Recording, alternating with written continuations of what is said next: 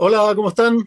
Buenas tardes, casi buenas noches. Hoy día ya empezamos con el otoño en nuestro país. Vamos a empezar a tener noches más oscuras, días más fríos, por fin, ojalá. Y comenzamos este largo camino hacia el invierno.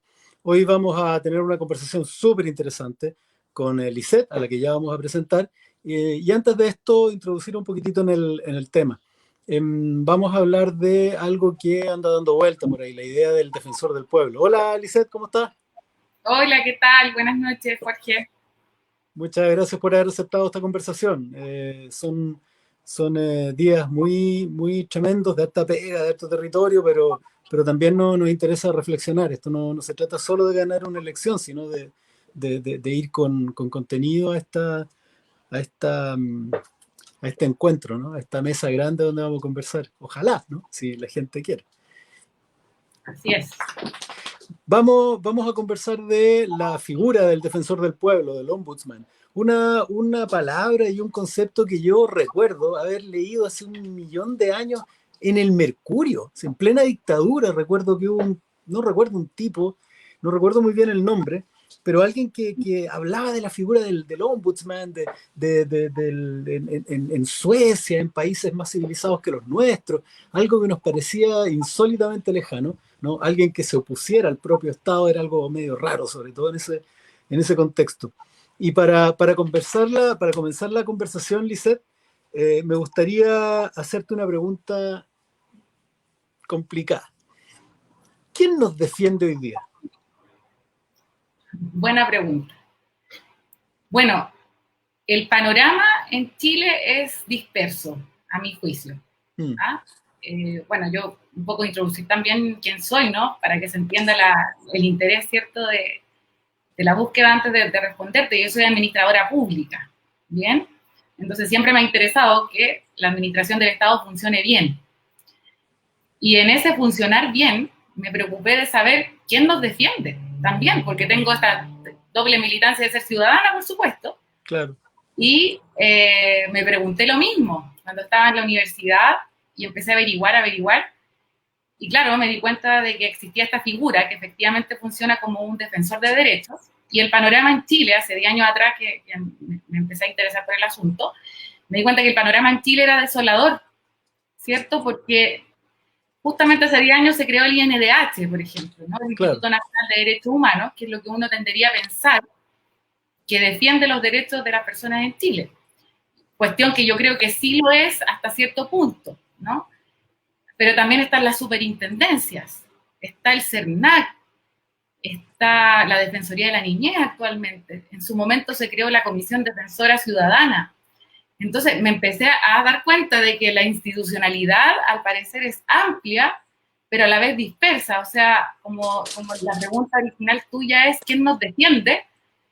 Cuando una persona, por ejemplo, se ve complicada porque tiene contaminación acústica de una empresa constructora al frente de su casa, que está haciendo obra en una hora que no corresponde y no está regulado, uno diría, vamos a la superintendencia del medio ambiente. Pero Claro. imagínate lo que se va a demorar eso. O sea, ya el ciudadano está con una desesperanza aprendida, ¿te fijas?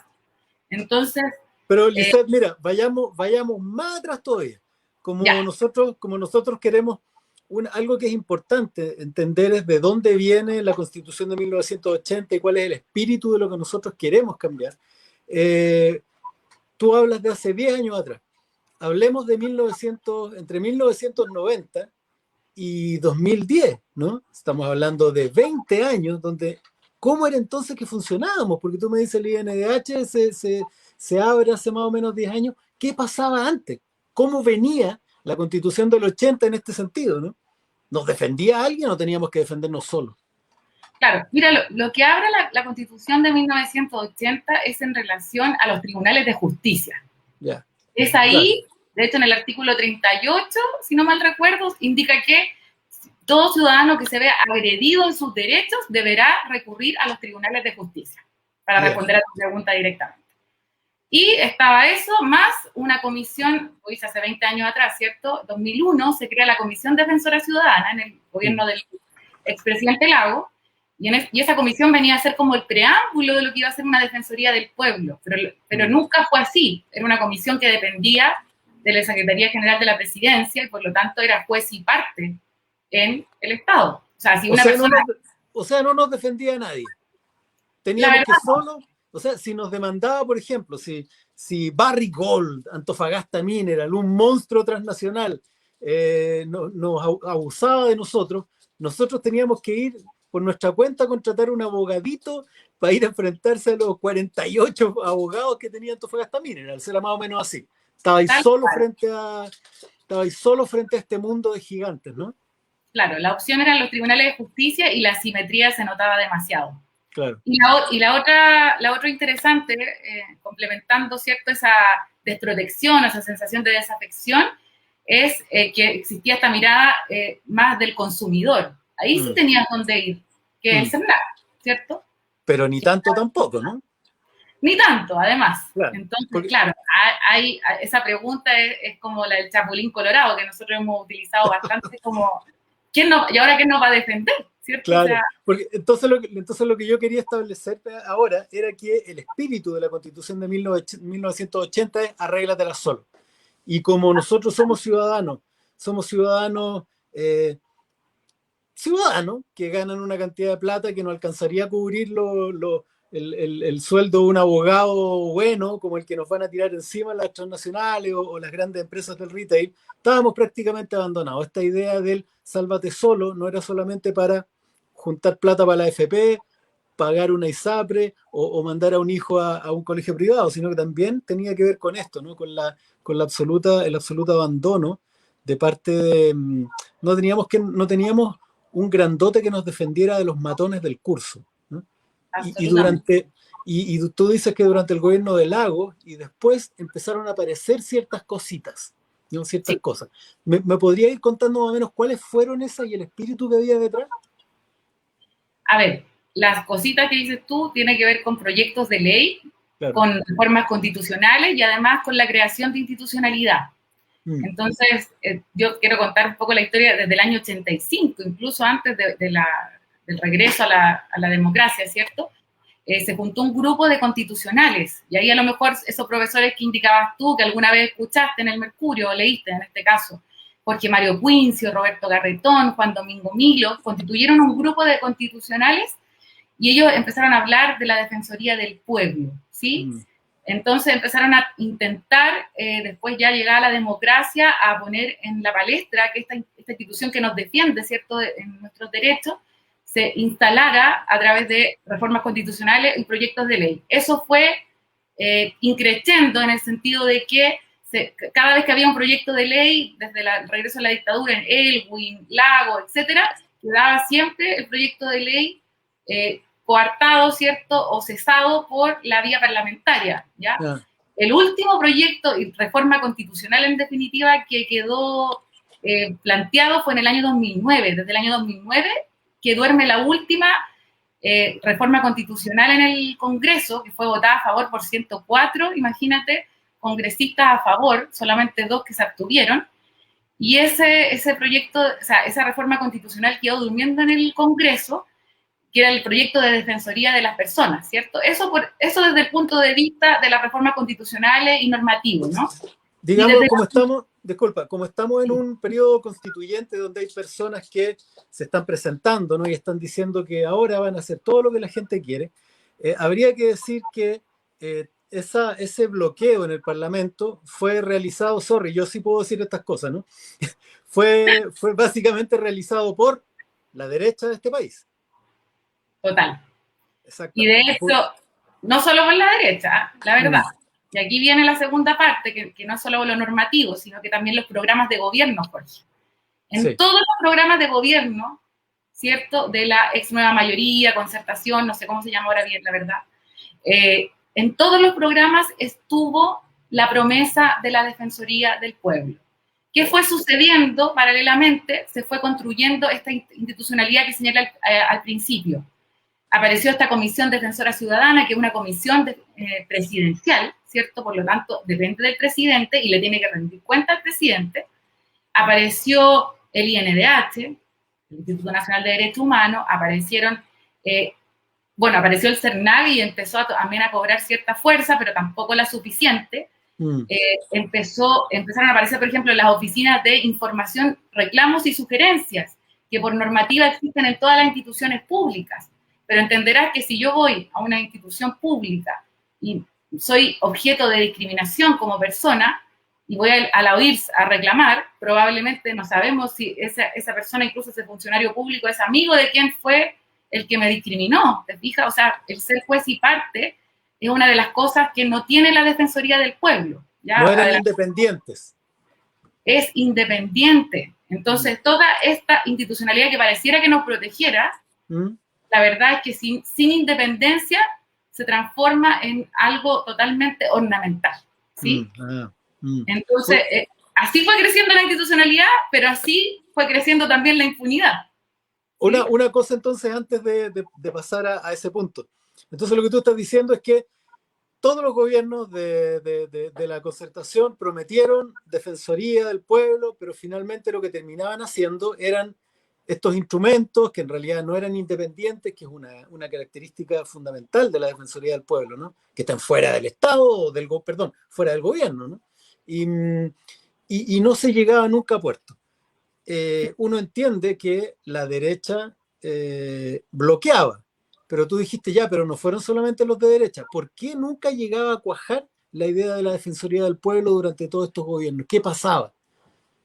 Mira, te podría contar una serie de detalles en cuanto a los problemas o a la indisposición por parte de la clase política en general. Por eso yo te hablaba que no era solo la derecha.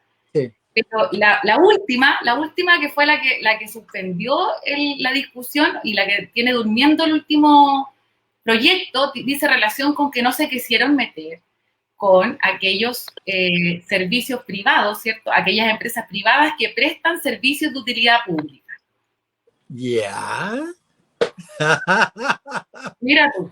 Di como cuál. No sé si te suena, pero claro, cuando hablaron de exceder de la administración pública a las concesionarias, los licitados, todo aquello que se ha privatizado en este país, exacto, evidentemente no le gustó a la clase política porque, no voy a generalizar, pero en cierta forma todos tienen compromisos con dichas empresas que prestan servicios de utilidad pública. Luz, agua, gas, licitaciones, concesiones, etc. Los hombres del maletín, los que te completan el sueldo, así para decir al vuelo, ya. Qué lindo. Oye, y también había otra pata que bloqueaba la posibilidad de tener organismos con más dientes. Todo el mundo recuerda, todos recordamos lo que pasó con el CERNAC, que se le dieron atribuciones, se le permitieron ciertas cosas que te voy a pedir que tú me cuentes. ¿Qué fue lo que se le había entregado? Y ahí tuvimos la tercera barrera. Ya no era la derecha, ya no era tampoco la concupiscencia de algunos políticos de centro izquierda, sino que ahora era el Tribunal Constitucional. ¿Qué pasó ahí con el Tribunal Constitucional, en particular con el CERNAC? Bueno, mira, yo en detalle, la verdad, del CERNAC no te voy a responder porque no conozco la interpretación que dio el Tribunal Constitucional. Pero lo que sí tenemos claro, y a propósito de lo que te conté anteriormente, es que no se quieren meter con las empresas privadas. Porque claramente muchas de esas empresas que el CERNAC hoy día, que son las que te digo yo de utilidad pública, que prestan servicios de utilidad pública, son las que no quieren tener problemas con el Estado, porque ven en el Estado, no lo ven como un superior, ¿te fijas? Claro. Lo ven como, en el fondo, la Constitución que tenemos, da esa idea de que no tenemos la posibilidad, claro, no, la Constitución actual finalmente no prevalece el Estado, sino que prevalecen los intereses individuales. Y esto es reproducido de muchas maneras. Así que ahí no puedo entrar en detalle porque desconozco el asunto de la interpretación del tribunal, pero sí tiene mucho sentido con lo que te estaba comentando anteriormente.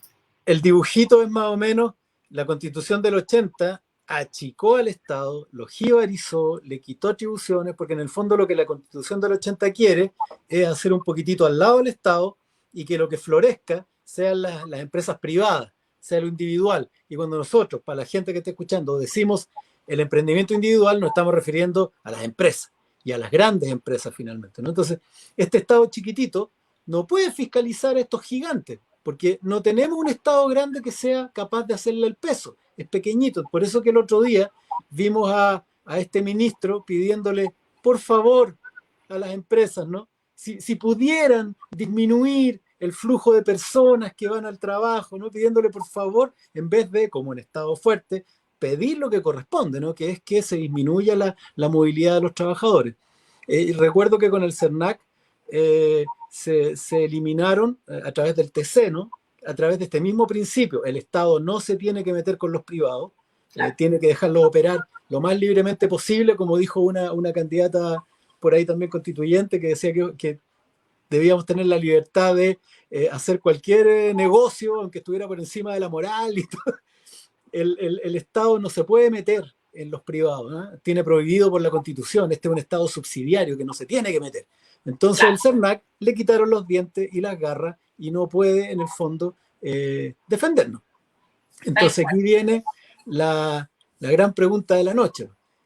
Si no teníamos, después teníamos unos poquitos, después parece que la clase política no quería tanto y además le cortan los dientes la Constitución a estos organismos, en esta nueva Constitución, Lisette, ¿qué es lo que debería pasar para que finalmente hubiera un chapulín colorado para los patipelados como nosotros? ¿Qué debería ocurrir?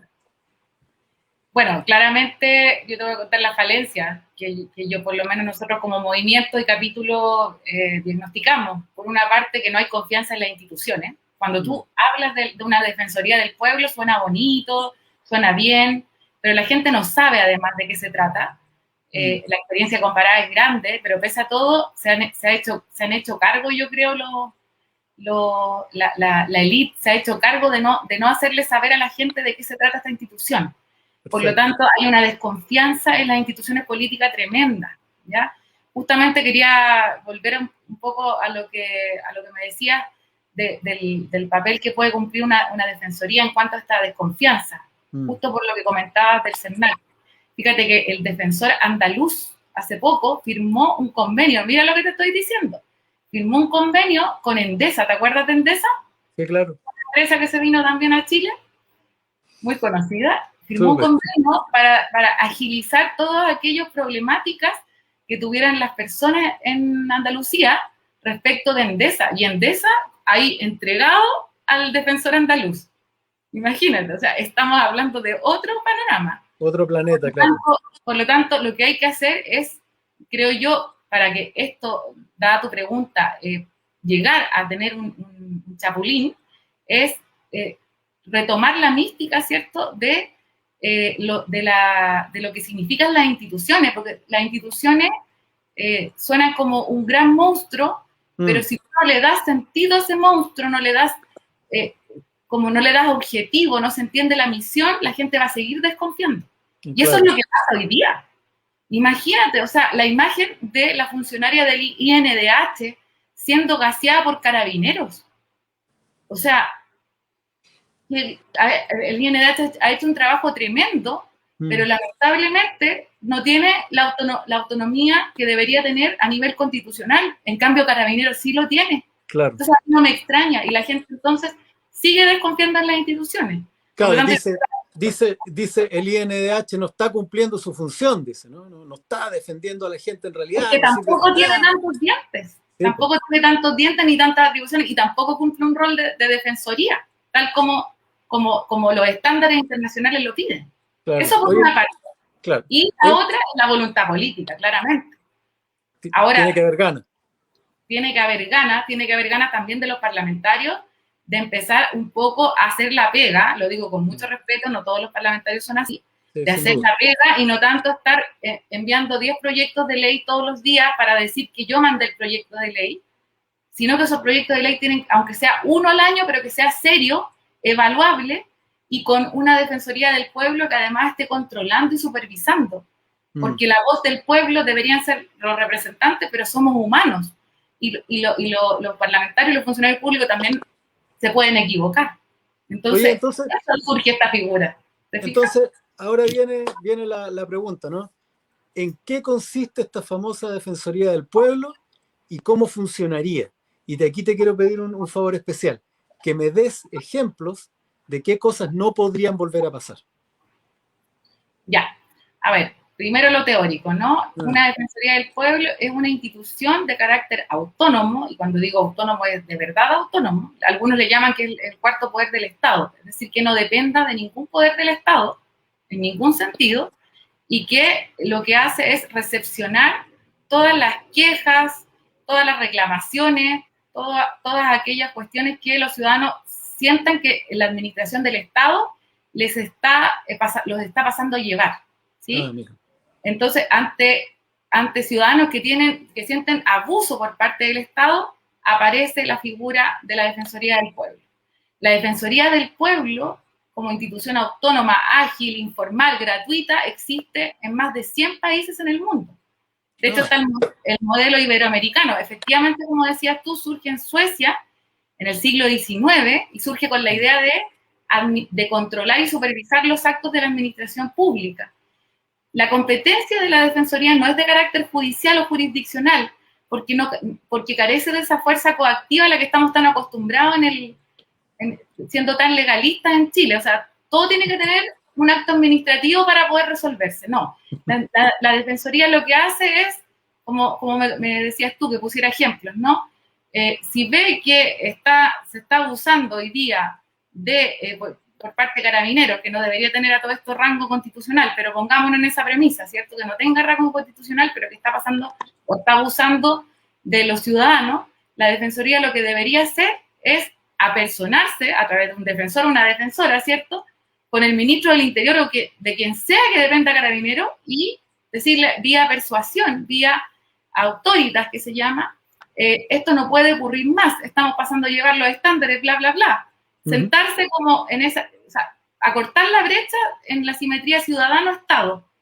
Y de no resultar eso, puede querellarse, puede hacer tomar todas las acciones, tiene toda la posibilidad de tomar las acciones o de poner los recursos, habeas corpus, inconstitucional, etcétera, y llegar a tribunales si es necesario. Pero la gracia que tiene la Defensoría es precisamente que, como es una figura honorable, con equipos que son capacitados, es mucho más rápida y es mucho más expedita el ir a sentarse con el ministro del Interior, que a diferencia de lo que hace lamentablemente el director del INDH, que hace declaraciones, ¿cierto? Pone querella, ya van 8.000 denuncias, de las cuales el 50% no tiene formalizado. Entonces, la verdad es que es un trabajo mucho más, creo yo, comunitario, porque además considera la posición, generalmente tienen un consejo de la sociedad civil que acompaña las decisiones. Hoy día, el Instituto Nacional de Derechos Humanos, y perdón que haga tanta referencia a ello, el Consejo del Instituto Nacional de Derechos Humanos no tiene autonomía, no solo porque no sea de carácter constitucional, sino porque su consejo, la mayoría de su consejo que son 11 consejeros, de los 11, 2 son nombrados por el presidente de la República, 2 por el Senado, 2 por el Congreso y 1 por las universidades, ¿cierto? O sea, ya tiene mayoría cuando tiene que hacerse cargo de estas situaciones en que los derechos humanos no tienen colores políticos, pero lamentablemente está cuoteado. Entonces, yo la verdad que valoro mucho el trabajo de ellos, sobre todo los funcionarios que son los que van a terreno, ¿cierto? Como lo que le pasó a esta señorita que fue gaseada por Carabineros, pero la autoridad, ¿cierto?, no tiene ni pluralismo ni autonomía. Y eso es algo que no puede ser. O sea, Jorge, yo te voy a dar un dato, que estoy trabajando en una investigación para que lo tenga claro también quienes nos están escuchando.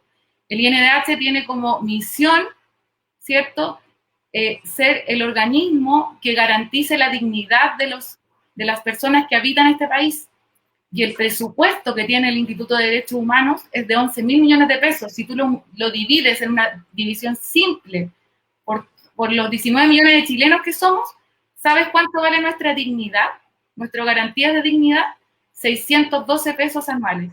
Entonces, esto también tiene que ir acompañado de una evaluación del sistema de derechos humanos en Chile. O sea, todas estas instituciones que están así dispersas, bueno, en la nueva Constitución habrá que ver, ¿cierto?, más allá de la Defensoría incluso, qué sirve y qué no sirve, ¿cierto? Y que además va a ser un elemento de persuasión para que toda la institucionalidad cumpla con la garantía de los derechos, incluyendo los funcionarios públicos, que muchas veces por desconocimiento y por falta de presupuesto finalmente no saben, solo cumplen con lo que la Contraloría les dice, que es la legalidad. Y la interpretación de la legalidad, la verdad que es restringida respecto a los derechos fundamentales. Que hoy día, para dejarlo súper claro, entendí lo que me contaste, pero me gustaría dejarlo aún más claro. Hoy día tenemos al INDH.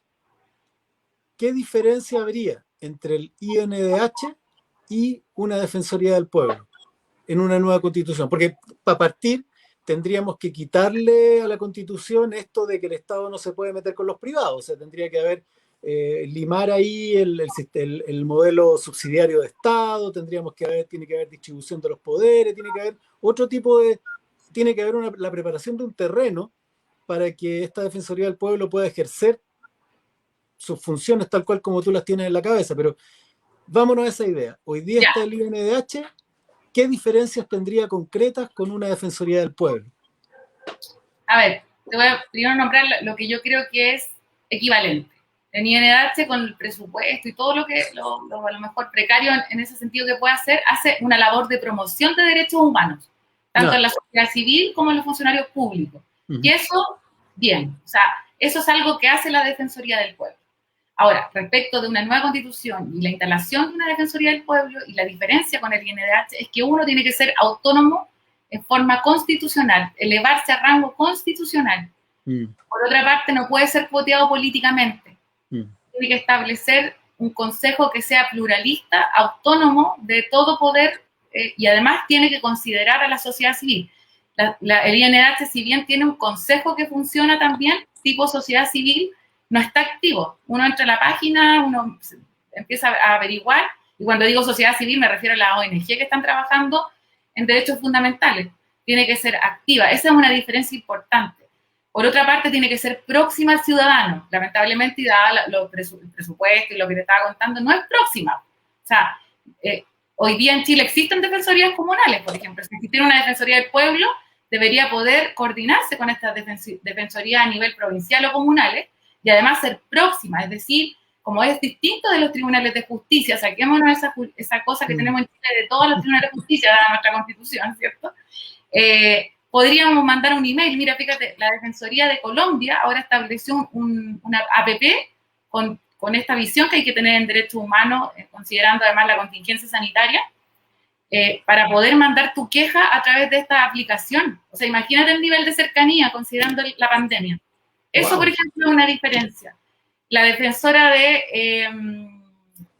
no es de Andalucía, pero ya me acordaré, la síndic, que es de Granada, ella tiene, por ejemplo, un formulario, pero así por correo electrónico, un formulario muy fácil al cual se puede acceder. Entonces, esas son diferencias. Tiene que ser flexible y ágil. ¿A qué me refiero con esto? Uno siempre piensa, tuvo un problema con el Estado, entonces voy a la OIR, si no me va a resultar, voy a tener que contratar un abogado. No necesariamente. El defensor, y depende obviamente del país, los defensores funcionan de tal manera que puede ir hasta un asistente social, hablar con el funcionario y decirle, mira, discriminaste a esta persona, por ejemplo, me acuerdo perfectamente, para darte un ejemplo, el oficial del registro civil en su momento, cuando apareció el acuerdo de unión civil y discriminó a una pareja homosexual o no quiso que hacer el acuerdo de unión civil a esta pareja homosexual porque él tenía prejuicios.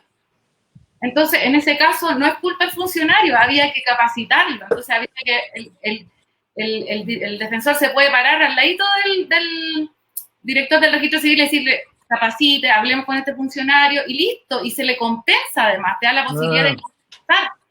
¿Y para qué vamos a llegar a tribunales? Exacto.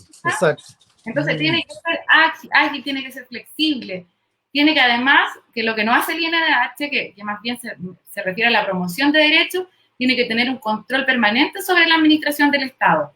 Y en esto puede actuar de oficio. Se fija, por ejemplo, si ve que hay ciertos fenómenos que están apareciendo en la administración del Estado y que son reiterados, puede tomar a todo este grupo de gente y hacer una queja colectiva para no tener que hacerlo uno a uno, porque como tiene que ser flexible y ágil, no puede estar esperando, digamos, y si escucha por la prensa que hay un problema que es generalizado, por ejemplo, las listas de espera, ¿sí?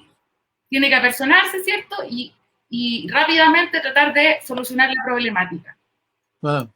Y eso no lo hace el INDH. Nosotros pedimos por transparencia pasiva al INDH que nos dijera cuáles son los reclamos que recibe por servicios públicos. Y el INDH dice, nosotros no tenemos atribución en aquello. Le preguntamos al CERNAC, nosotros tampoco tenemos atribución en aquello, pero hemos recibido alrededor de 2.500 quejas, cuando en Chile sabemos que no hay cultura del reclamo. No. Pero aún así, imagínate, 2.500. Entonces tú dices, ¿dónde se fueron, señor CERNAC? Se fueron a las mismas instituciones que nos están reclamando. Oh. ¿Y qué pasa con ellos? La mayoría no tenemos idea, porque como no es nuestra atribución, pero hay gente que está reclamando. Oye, entonces también hay dispersión, ¿no?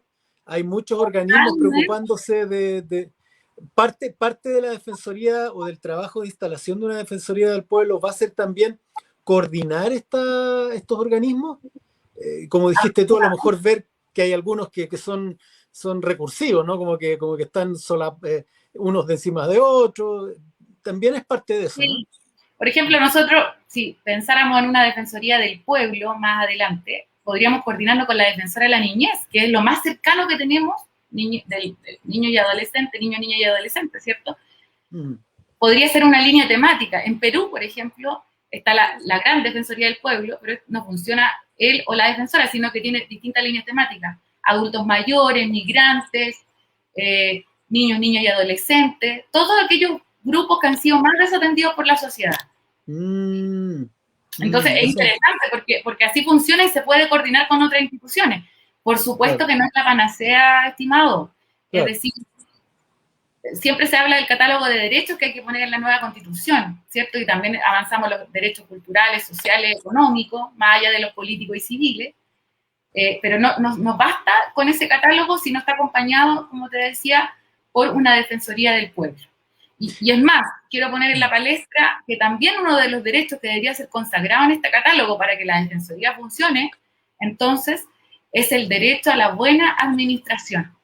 Los invito a revisar jurisprudencia de la Unión Europea. Hay una defensoría, que es la Defensoría de la Unión Europea, ¿cierto? De la Comisión Europea. Ellos ya instituyeron el derecho a la buena administración. Entonces, ¿eso qué significa? Que no puede haber discriminación, que no puede haber abuso de poder, que no puede haber falta de equidad, que no puede denegarse la información. Entonces ahí tú te puedes también coordinar con el Consejo de Transparencia. Que no puede haber una demora innecesaria en la tramitación de un ciudadano que le va a pedir su expediente, por ejemplo, a la administración. Mucho del rol que cumple la Defensoría es en decirle a las instituciones públicas, usted está cumpliendo con la legalidad, un aplauso para la Contraloría, pero no lo está haciendo en tiempo. ¿Sí? O sea, esto es un mecanismo para conseguir ese concepto quizás un poquitito más abstracto, ¿no? Esa idea de que el Estado debería estar al servicio de la gente y no al revés, ¿no? Cuando alguien en un discurso dice el Estado debería ponerse al servicio y proteger a las personas, no al revés, no las personas al servicio de este Leviatán. Esto es una manera súper concreta, ¿no? de organizar las formas de defensa también de acuerdo a su particularidad. Mujeres, niños, niñas y adolescentes, personas mayores o el ciudadano común. Pero también me queda súper claro cuando tú me dices, también es importante cómo esto se instala, porque también podemos hacer una guía de supermercado, una lista de supermercado, como se dice, que no sean, claro, que finalmente queden en nada. ¿Cómo debería estar planteada esta nueva figura en la Constitución para que efectivamente cumpla estos objetivos y no se queden puras palabras bonitas nomás? Mira, como te decía, el derecho a una buena administración es algo básico que debe estar dentro del catálogo. Y con todos los principios que aquello implica. Y como te comentaba anteriormente, tiene que ser una defensoría que incluya el control de la administración pública desde el punto de vista de los derechos y la defensa y la promoción de derechos. Esos son como los aspectos clave. Vamos a encontrar mucha jurisprudencia y mucha experiencia comparada que puede servir para efectos de que esto funcione. Si puede ser, porque yo le comenté a vuestro equipo que me gustaría mostrar un un video, ¿cierto? Para que la gente además sepa cómo funciona y cómo debería ser entonces, a propósito de tu pregunta, en la práctica. Vale. Puede ser que lo pongamos para que el primer video de la Defensoría de España. Puedes acudir cuando crees que tus derechos no han sido respetados por las administraciones. Ya sabes, ministerios, como es en España alguien que trabaje solo para ejercernos y garantizar que se respetan nuestros derechos y libertades. Claro que sí. Es Defensor del Pueblo, una institución a la que puedes acudir cuando crees que tus derechos no han sido respetados por las administraciones. Ya sabes, ministerios, comunidades autónomas, ayuntamientos, o bien por organismos y empresas que prestan servicios públicos. Su trabajo es asegurarse de que nos dan un buen servicio, respeta los derechos individuales y colectivos que recoge la Constitución. Así tiene que ser, un defensor transparente, independiente y accesible. Y está ahí, a tu servicio, siempre que lo necesitas. ¿Que cómo funciona? El Defensor del Pueblo recibe las quejas de los ciudadanos, de todos, españoles o extranjeros, niños o mayores, migrantes o emigrados, y trabaja ante las instituciones y organismos públicos para defender esos derechos por alguna razón no reconocidos. Y así, el defensor ha conseguido que Emilia recupere el subsidio de desempleo que por error le han retirado al contar como ingreso la beca de su hija discapacitada. Ha logrado que los bancos utilicen un sencillo código para avisarnos del nivel de riesgo de sus productos financieros, o promovido entre las autonomías que ofrezcan un mismo servicio sanitario en materia de vacunación, tratamiento del virus o las pruebas de prevención del cáncer de colon, entre otros. ¿Es complicado conseguir el apoyo del Defensor del Pueblo? ¿Qué va? Es muy sencillo. Podemos recurrir a él en persona, por carta o más cómodamente a través de su web, y siempre de forma gratuita. Explicamos el problema, hacemos la documentación necesaria y a partir de ahí confiamos en su trabajo. Eso sí, es importante entender que el defensor solo se ocupa de lo público, de lo que tiene que ver con las administraciones, no de lo privado. Si tenemos un conflicto con una tienda o comercio, una comunidad de vecinos, no nos puede ayudar. Como tampoco puede hacerlo si tu problema, aunque afecte a un organismo público, está en trámite judicial. Gracias a nuestras quejas y a las actuaciones que el defensor realiza por iniciativa propia, mejoramos día a día el funcionamiento de nuestra sociedad. Solo un dato. Las administraciones aceptan más del 75% de las resoluciones del Defensor del Pueblo. Así que, tanto si eres español como extranjero, el Defensor del Pueblo es la voz que te defiende.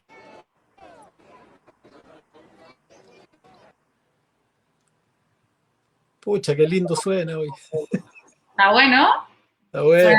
Suena bien. Lo que pasa es que hemos estado tan desprotegidos y tenemos tanta desconfianza a la vez de nuestras instituciones, y yo lo he visto además en mucha gente que se ha opuesto a esto precisamente y dice, bueno, pero si ya tenemos tanta institucionalidad, ¿para qué?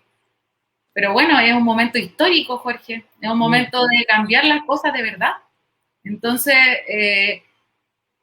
yo creo que tenemos que dejar de lado nuestro individualismo de una vez por todas y constituir un nuevo documento que permita dar tranquilidad para lograr el bien común de verdad.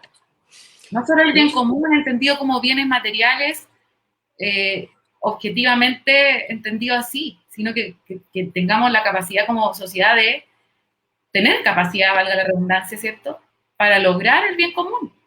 Porque por eso existe, entonces, crecimiento sin desarrollo. Y es ahí donde tenemos que llegar. Exacto.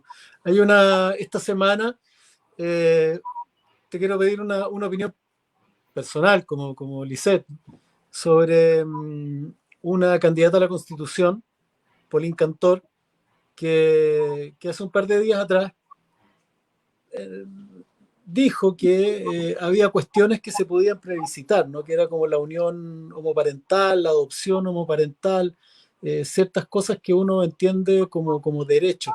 También la Defensoría del Pueblo tiene algo que decir al respecto, ¿no? O la idea de una Defensoría del Pueblo tiene algo que decir sobre que la defensa de los derechos humanos no esté en el fondo sometida a la voluntad política o a mecanismos que pudieran ir en contraposición a ellos. Bueno, sí escuché a Paulina, me llamó la atención. Por una parte, porque creo que la participación en Chile también es de mentira, la participación ciudadana me refiero, y por eso la cantidad de fundaciones, de corporaciones, de ONG que existen, justamente por esta falencia que ha tenido el Estado. Ahí hay que poner un ahínco importante en este catálogo de derechos, que sería en este caso un derecho social, el derecho a la participación, pero de verdad, vinculante. Ahora, respecto de lo que habla Paulina, en particular de plebiscitar todo, o plebiscitar estos temas que son relevantes, a mí me parece que primero empecemos entonces por empoderar a la ciudadanía, ¿sí? Porque, como decía Amartya Sen, yo soy una seguidora de Amartya Sen, no sé si conoce a este economista, nosotros tenemos derechos políticos, por ejemplo, el derecho a voto, ¿sí? Pero tenemos las condiciones para ir a votar, tenemos los medios de transporte, tenemos la educación, que es la gran caja negra de este país. Exacto, exacto. Entonces, vamos, plebiscitemos. Yo no encuentro una medida, la verdad, populista desde esa lógica, desde que no tenemos instaladas las capacidades como sociedad para tomar decisiones serias. Ahí está el Brexit, ¿no? Claro, ahí tienes un ejemplo. Entonces, instalemos primero las capacidades. Eso no significa que no discutamos, ¿cierto? Derechos que además, como los que plantea Paulina, no necesariamente son para discutir. Hay derechos que están estandarizados en el derecho internacional. ¿Por qué tenemos que plebiscitar algo que es por sí un derecho? Mira España, hoy día ya tiene la eutanasia. Exacto. Esa es mi posición personal, Jorge. Perfecto. Oye, y tú hablas de mecanismos de participación. ¿Cuáles serían, qué mecanismos de participación y de control ciudadano debería incluir una Defensoría del Pueblo?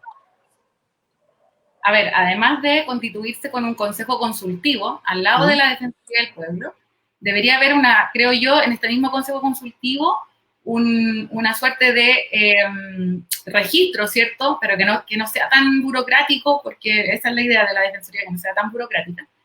Hoy día las organizaciones sociales además son bien horizontales, ¿cierto? Que cada temática, estas líneas temáticas que te decía yo, adulto mayor, ¿cierto? Migrante, enfoque de género, todo eso está acompañada por las ONG o por las organizaciones de la sociedad civil que sean especialistas en estos temas. Porque si te das cuenta, una de las cosas que también se le critica a la Defensoría es que como que abarca mucho. No puede abarcar mucho, no puede trabajar sola. Tiene que trabajar con aquellos, y como Chile es bien especial además, como en otros países existe hace años esta cosa, en Chile justo lo queremos instalar en un momento histórico como este, entonces ya hay mucho trabajo realizado. ¿Cómo no vamos a aprovechar a nuestros compañeros y compañeras que llevan años tratando de tirar para arriba el buque?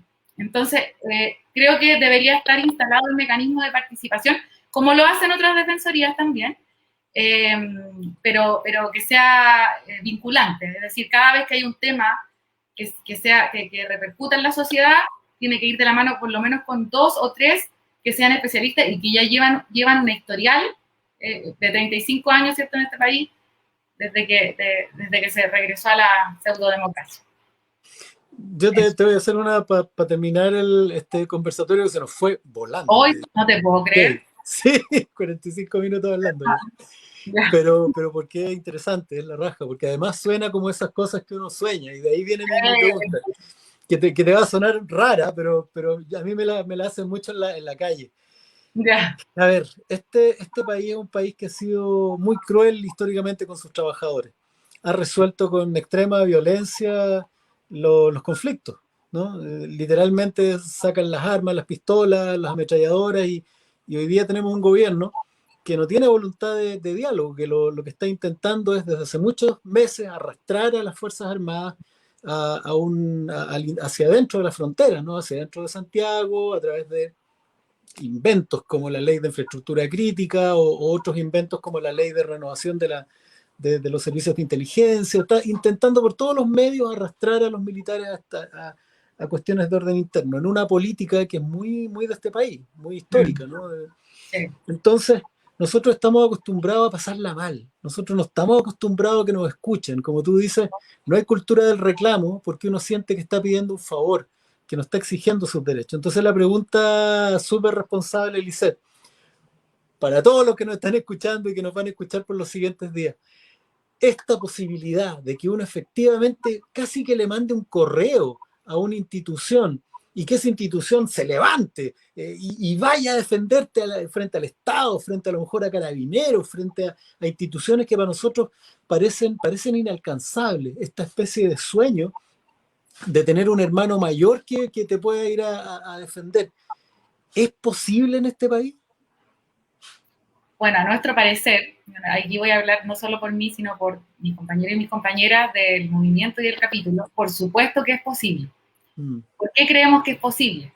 No solo por la experiencia comparada, que es real. O sea, ahí tienes una realidad que es latente y que todos los días se ve, sobre todo en este periodo de pandemia. O sea, me gustaría mostrar, no nos queda tiempo, Jorge, pero no sé, la Defensoría de Santa Fe, por ejemplo, apareció el COVID, inmediatamente hicieron un manual para no perjudicar a la gente en situación de discapacidad, ¿cierto?, en un contexto de cuarentena. Se juntó con estas instituciones que son de la sociedad civil y fueron a visitar, ¿te fijas? O sea, la gente empezó a sentir, si tú te das cuenta, existiera esto en Chile, obviamente hay una desconfianza, pero si empiezas a ver que hay una institución a través de personas que se acercan a ti y se preocupan, yo creo que sí puede ir creciendo una tranquilidad, ¿cierto? Una esperanza, ¿ya? Dentro de nuestra idiosincrasia. Y por otra parte, yo creo que la presión ahora es mayor que nunca, porque es excesivo el abuso, excesivo, o sea, es, como dices tú, escandaloso. Sí. Por lo tanto, ante los abusos y los excesos del poder, el ciudadano, como no encuentra un canal expedito, va a decir, bueno, aquí llegó mi defensor, mi defensora, mi chapulín, pero no es una virtualidad, ya es una realidad. Por lo tanto, creo que desde esa lógica sí hay harta presión, además la presión externa. Hay un plan de gobierno abierto que incorpora la Defensoría del Pueblo, el plan de gobierno abierto, pasar de un gobierno cerrado, ¿cierto?, sin datos, sin mucha transparencia, a un gobierno abierto. Para allá tenemos que transitar. Entonces, lo que nos falta, creo yo, sí, haciendo como una crítica constructiva en general, para que podamos realmente ser factible esta institución, es acercarnos más a la sociedad civil y a las bases, porque por algo se llama Defensoría del Pueblo. Entonces, no lo podemos hablar desde la academia. Yo creo que ese fue un error que pasó durante todos estos años. Hablar desde la academia y no hablar desde el pueblo. Tanto miedo que le tenemos a ese nombre. Claro, incluso a mí me da risa que he escuchado la discusión y uno de los problemas que tienen algunos es justamente que se llama Defensoría del Pueblo. Es como, ya es de una estupidez, pero no, pueblo, eso suena a izquierdoso, ¿no? Claro, suena izquierdoso. Oye, Lisette, mira, hoy día hemos estado conversando con esta administradora pública, magíster en gestión pública, máster en democracia y gobierno, asesora en políticas públicas, activista de esta tremenda idea de tener finalmente un hermano mayor que nos ayude, ¿no? Que nos ayude, porque nosotros somos pequeñitos, ¿no? Entonces que nos ayude a enfrentar a estos gigantes y no seamos más el jamón del sándwich. Yo te quiero dar las gracias, Lisette, por esta conversación. Iniciativas como esta son las que nos dan esperanza que efectivamente este país pueda cambiar y que se convierta en ese nuevo Chile sin abusos, con dignidad para todos, que el más grande, el más chico. Defensoría del Pueblo es uno de los grandes cambios a incorporar en nuestra Constitución, y al menos esta candidatura lo tiene como una de sus banderas, y a ti como una de las personas que nos va a ayudar, si el pueblo de Chile quiere, a levantar eso. Así que tú y tu grupo tienen mi compromiso también de ayudar en esto, y si la gente quiere que uno entre al Palacio Pereira. Así que nada, un abrazo enorme, muchas gracias. Gracias por la oportunidad de mostrar esta idea. Como te digo, no estamos descubriendo la rueda, pero creemos que es lo que necesita justamente y necesitó mucho tiempo nuestro pueblo. Un abrazo enorme y vamos a seguir dando la pelea. Que estés muy bien, Lisette. Chao. Y gracias a todos por habernos seguido, y vamos a tener otras conversaciones tan bacanas como esta a la brevedad. Chao. Chao.